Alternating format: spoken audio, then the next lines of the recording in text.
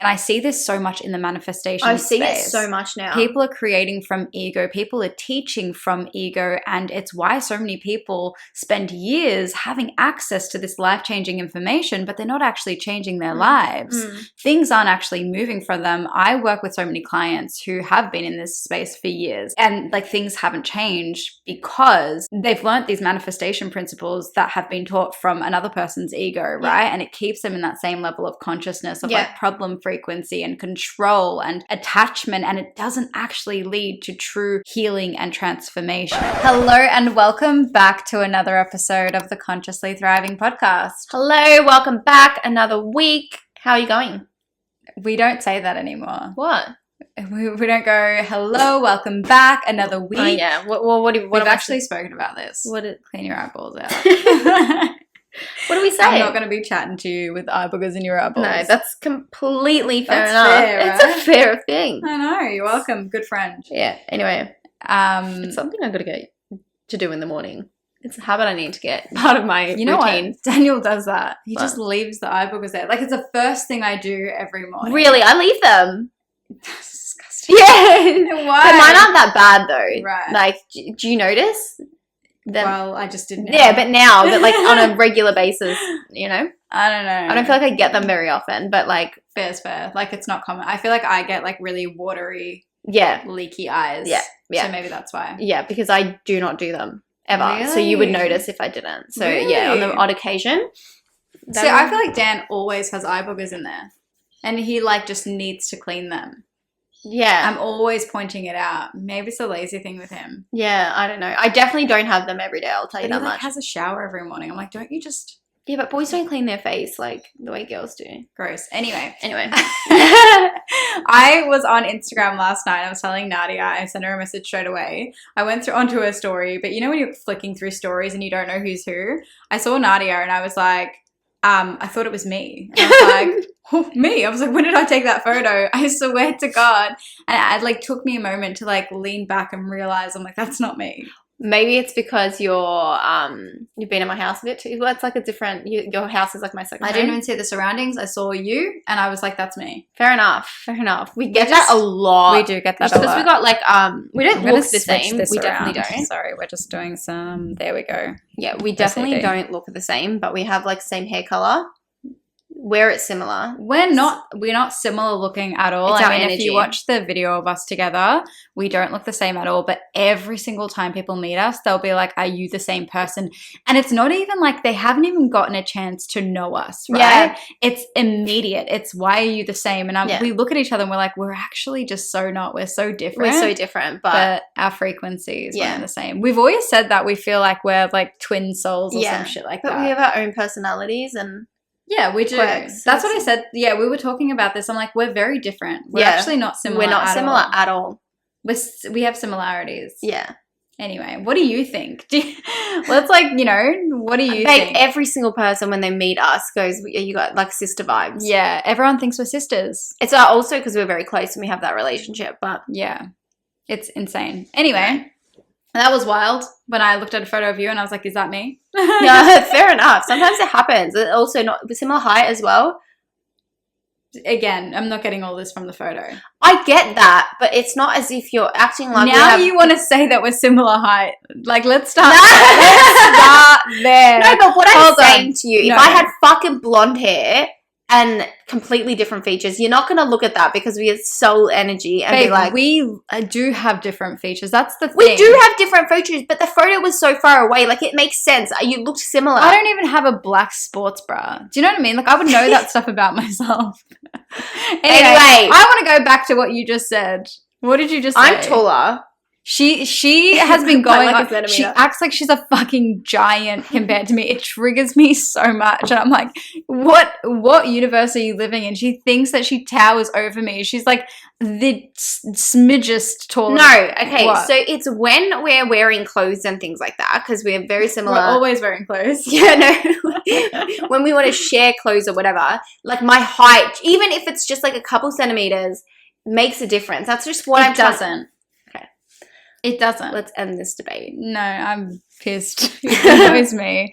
Anyway, what are we talking about today? Today, what are we talking about? I just had a mind blank for a second. I literally just had a mind blank because we've just been like talking about all these different ideas that we had for episodes. We're talking about our icks when it comes to the things that we used to believe and entertain regarding the manifesting process and all of this work that we do. I think we've done a similar episode like back in the day. The way you just did that. I felt it. It gave me the ick. I know exactly what you're talking about. Who was that? Because that was not me.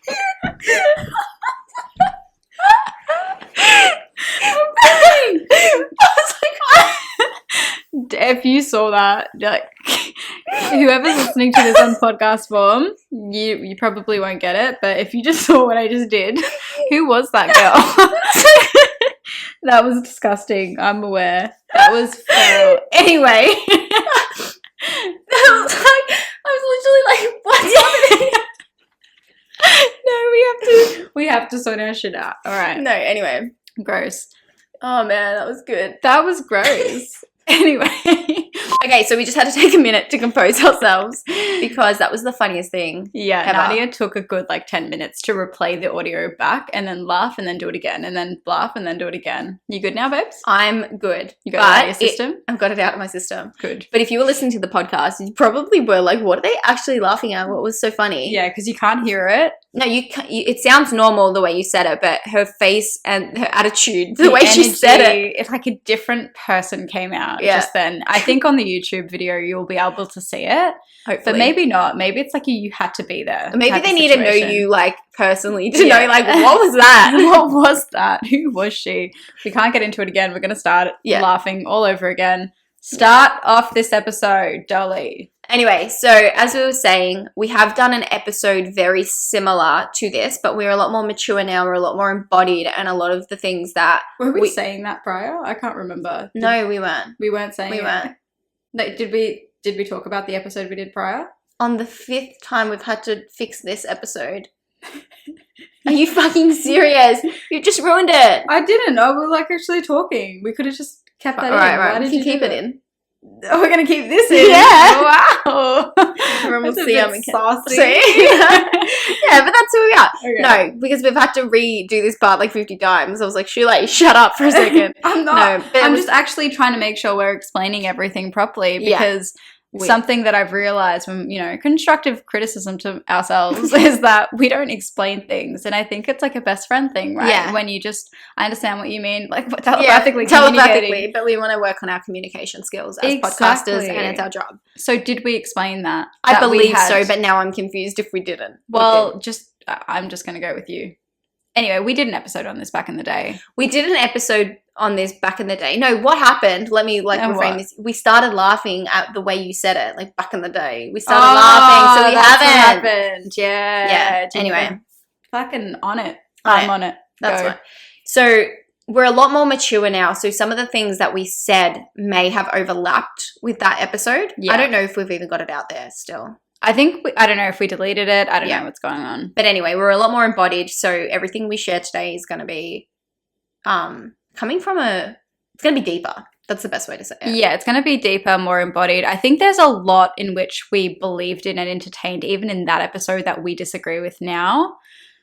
Yeah. Just do things differently, see things differently. So I'm excited to get into it. We both wrote a list. I don't know what's on her list. She doesn't know what's on my list. And we're just going to have the conversation. Let's start, Dolly. Yeah. So one of the things that, I guess is kind of taught in the manifestation community and spiritual community, but one of the icks that I have now, or it's not a technique, but something I used to do is constantly hold on to a reality or not let my mind think of another outcome.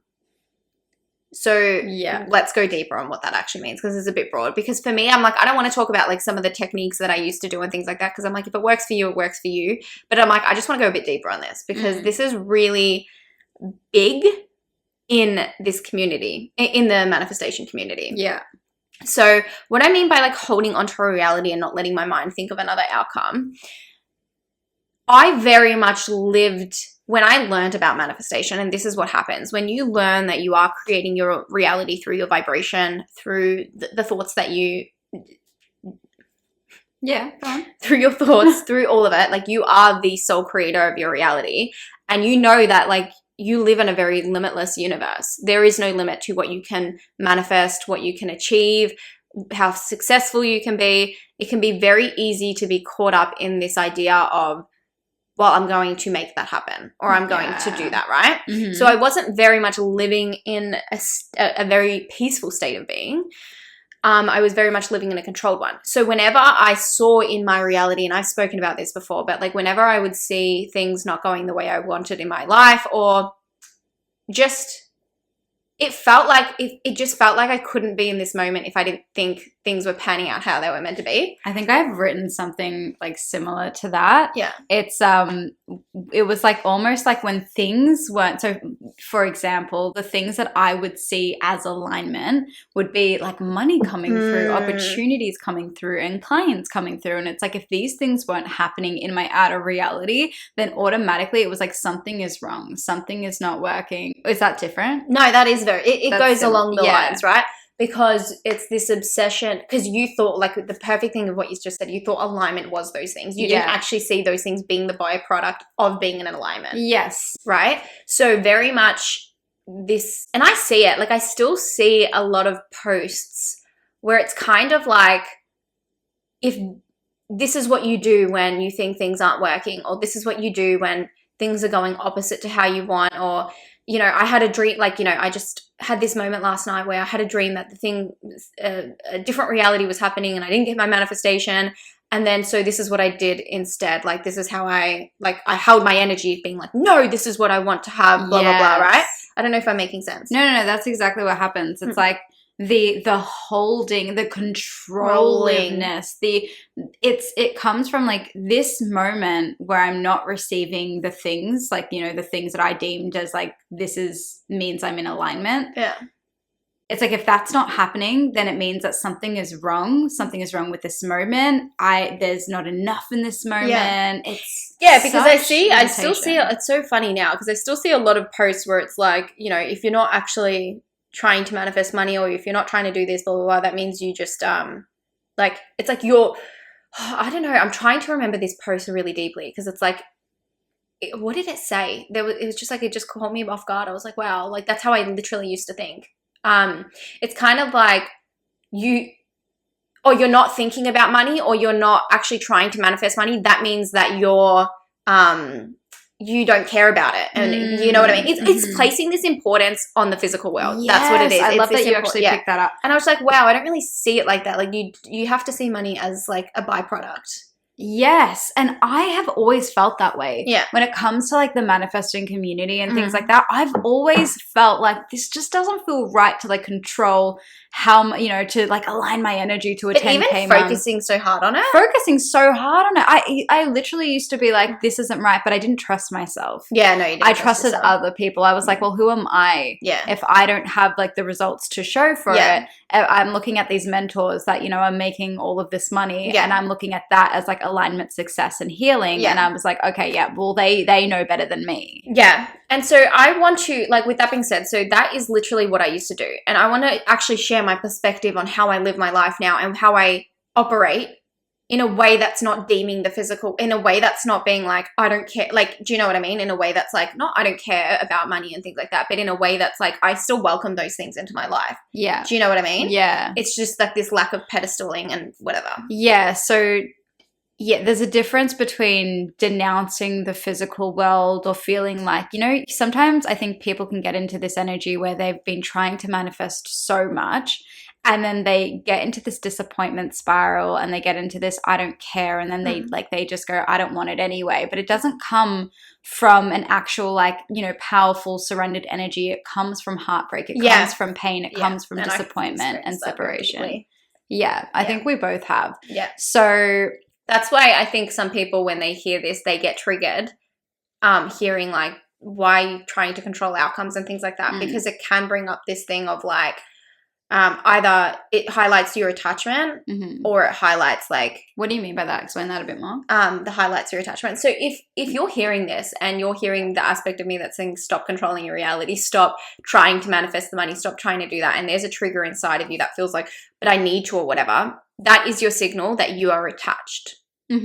Because the best way, okay, I'm going to give you a good example of what it feels like to be in alignment and be open without being attached, right? So this is a good example of how we operate and how we feel in our businesses. Yeah.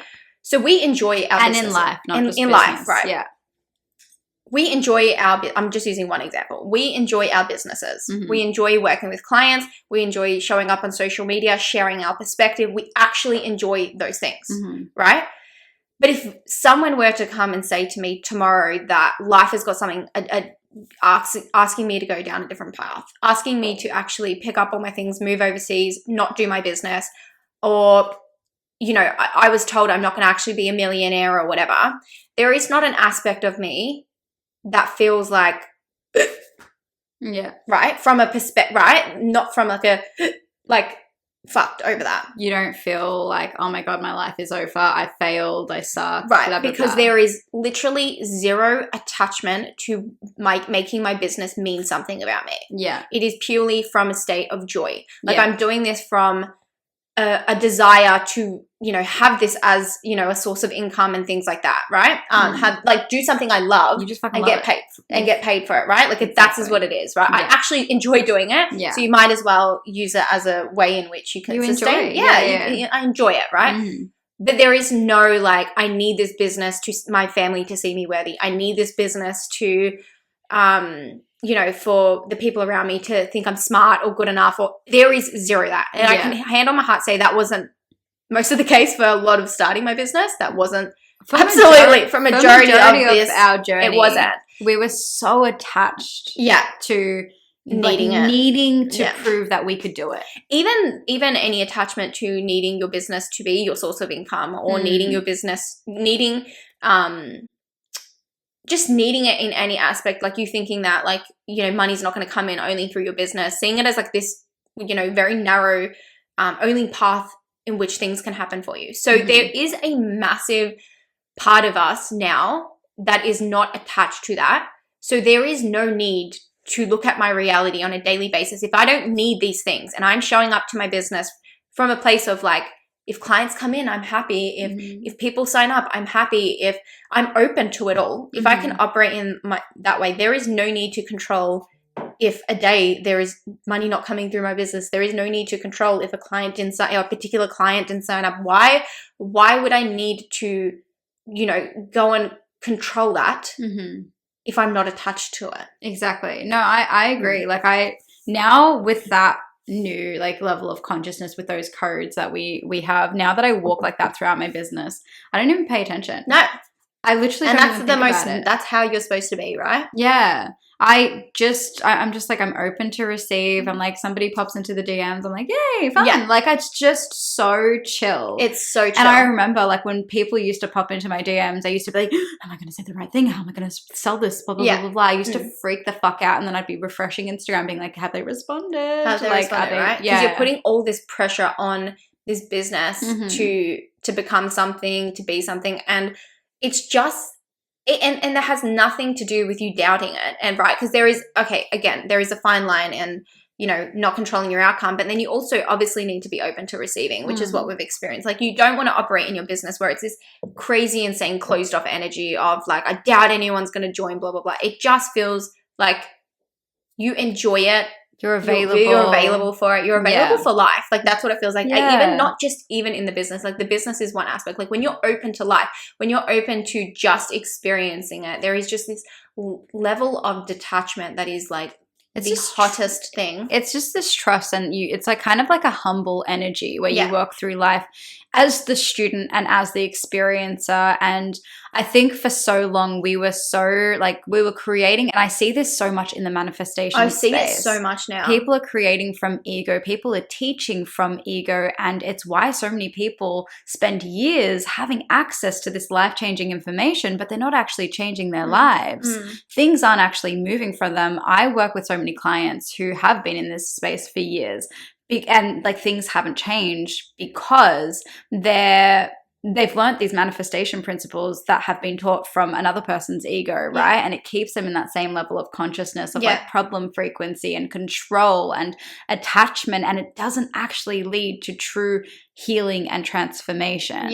How many times can I say that word? Honestly, I just and it's so funny because I get you get a lot of people, and a question I used to ask is, a lot of people, they wonder, like, if I'm not focusing on it and I'm not controlling it, then it's not going to happen. It's like, how can I like manifest more money if I'm not like setting those intentions in the universe and things like that? And I'm like, you know what is a better way to look at it? Like, if you actually just have an abundant mindset, regardless of the money, like if you actually have an abundant mindset, and not to, again, when I say that, not to get more money or to get those things, like if you just operate in your life actually being that person that is abundant and sees the world through that, that's all you need. Exactly. And the thing is, it's so funny that people focus on like the physical thing. They're like, but then the physical, like that's attachment in itself, because the thing is, everything's energy first. Everything is energy first. However, you think that more money is going to make you feel abundant, and it's going to make you see the world differently. It's going to make you feel differently. And it's just not. Like, the more, whatever it is that you want to call in, it's just going to highlight more of who you actually are at the core. Yeah.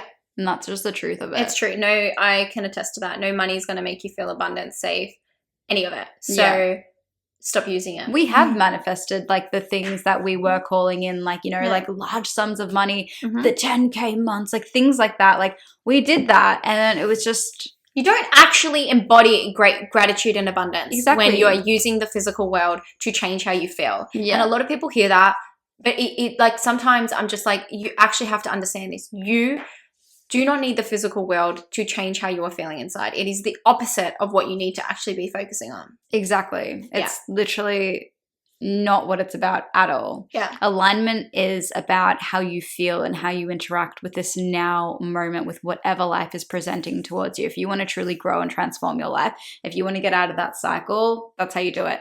We just went on a tangent. Yeah, we did. But I'm glad, because that's something I'm very passionate about. Yeah, we are. It's just something that's completely changed our experience. Yeah. So much. And so much of the manifesting community, like we said, is operating in that attachment, in that need, trying to control outcomes. And it's fucking, it's just like, don't you just want to breathe? Just breathe. Don't you want to be in peace? Yeah. I'm going to look at my list now. Actually, this is a funny one. I didn't believe in surrender. You didn't? I didn't believe. Well, fair enough, babe, because what you were kind of told. Yeah, well, it got to a point. So it's like at the start of my journey, I did believe in I didn't really understand surrender, to be honest. I didn't understand it. Because sometimes I think you actually have to start learning to surrender to understand it. Yeah. And go through. I was just in so much attachment that I was like, nah. Yeah. Anyway, it got to this point where I was also like self-sabotaging my life. I just wasn't showing up as the version of myself that I wanted to be. And this version of myself was the version of myself in entrepreneurship that was like, you know, showing up, taking up space, selling her products, unapologetically being her. Yeah. I wanted to be that version of me. And it's like, you know, weeks would go by and I wouldn't put up a post and I'd be like, why aren't I getting a sale? Yeah. So I was in that sort of section of my life. So I really had to create new habits and force myself to show up and take up space and just really step into this fear and just be like, fuck it, I'm just going to go all in. So I did that. And through doing that, it's showed me that, you know, I'm like, wow, like all of that was in my control. Like I just stopped the thing that I wanted from happening, which was at the time was the money, the clients, the success, the business growth, right? So I was like, I'm the one that kept all of this abundance from coming through. And then it got me thinking, oh, so many people, and I do still see this, like so many people be like, you know, I surrender and give it up to the universe, but they are just giving into fear.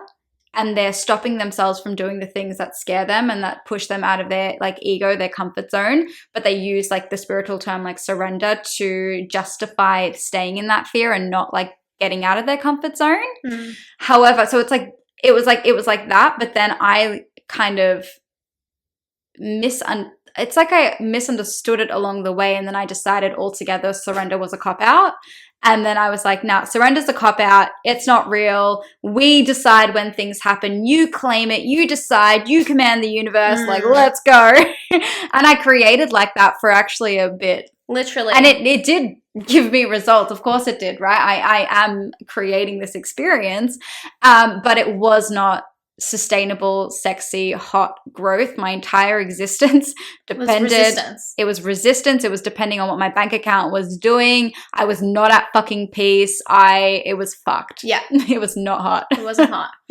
I have a really good way of like trying to understand surrender, or like the way I see it now is surrender is literally falling in love with multiple outcomes for me. See, with multiple. See, I don't agree with the outcomes. No, sorry, like it's falling in love with life. Well, that's what I'm trying to say. Like, as in, when I say multiple outcomes, I mean like wherever life is taking you. Yeah, fall in love with your path. Yeah, that's how I see it. I'm just like, it's present. Fall in love with this present moment. Falling in love with yourself. But when I say multiple outcomes, I'm just trying to highlight. It's like I know what you're saying, but also it's like I'm not like also saying that. It's like what I'm just trying to say is, stop being so focused on your life looking like one way. Like, be open to wherever you were taken. Be open to this moment. Be open to it all. Yeah. Yeah. I think for me, I don't know. I just don't even see like any, like for me, it's like, what's the point of even looking into the future when you don't even know that that's guaranteed? Yeah. To be honest. But I'm just trying to explain it to people who, I understand. I'm just like adding lib to what you're sharing there. Do you know what I mean? Yeah. It's literally just falling in love with this moment. Yeah. Because I just feel like you don't know if you have a next moment. Yeah. And that's like the biggest, like, that's the biggest thing we need to be talking about as a collective. You actually could die right now. Yeah. Seriously. So you're missing out on just enjoying the abundance and the life that you have right in front of you. Yeah. Because you're worrying about what's happening tomorrow. Something else I want to add on this piece as well, and this is like what I got to realize as I started to realize my attachment and realize, basically do this dance in like letting go and feeling safe to let go and trust, is something I realized is that your soul just knows so much better than you. It just knows so much more. Yeah. It can see 10 steps ahead. It knows what the fuck it's doing. It knows why you're here. It knows what's going to give you the most fulfillment in this life. It knows how to get you to the growth that you're calling in. It just knows what to do. It knows what to do. And when you're trying to like control, like when you're trying to like create from ego self and you're like micromanaging experiences and holding on to like one way of being, the thing is you have free will in this life. Your soul has to respect your human self and let your human self do what it wants to do. But the thing is, like, there is an easier way. You can make this so much easier for yourself. It's feedback that I get every single time with clients. It's like, if I just listen to the energy and I allow myself to flow with where the energy is calling me and I don't get involved in the process, everything works out. And it works out better than you could even anticipate. Even if you're going through a challenge, even if it takes you into the most challenging experience of your life, it literally ends up being the best thing that's ever happened to you. Like, 100%. Trust your soul. Like, it fucking knows the way. And that's what I realized with surrender. I was like, wow, like here I am thinking that I know best. Yeah, that's what it is, right? Yeah, I'm like, I don't know shit. Yeah, yeah. Humans don't know shit. Yeah, honestly. So there's no point you trying to even think about an outcome or think about tomorrow, because shut the fuck up. Literally, no, shut the fuck up and call it a day. Because you don't actually know what's best for you. Like, how do you know that your business is like the path in which is going to take off? How do you even know that your business is what brings you the most happiness? Yeah. Do you know what I mean? Like, how do you actually know what's best for you? So we're going to end this episode here. We only had a short window of time to film today. So we're going to make this part 1. And we're going to do part 2 next week. So stay tuned for next week's episode, because we've got some more good ones coming your way. Yeah. If you enjoyed this episode, please don't forget to share this episode with your friends, family, all of the things. Let us know how you thought about it. Do all the things like subscribe, follow the podcast. It really helps us grow and it helps to get the podcast out there. Yeah. Well, we'll see you in the next episode. See ya.